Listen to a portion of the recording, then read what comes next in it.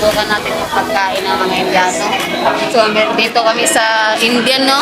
Indian restaurant. Dito kami sa India ngayon. So, subukan natin yung mga pagkain ng mga Indiano. So, kanina, nasa Pilipinas kami.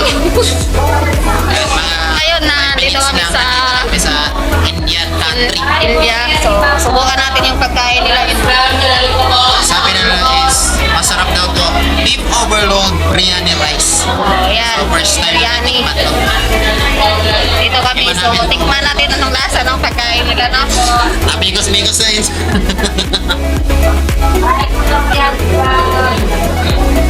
Imikos-mikos na natin ng pagkain. Okay.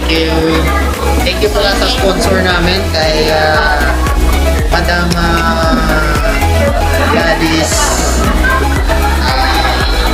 Elmoco.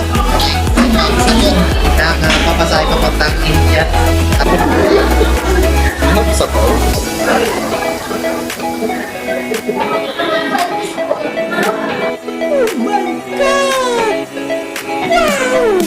High school in Paul. Sulit yung pagpunta namin sa dito sa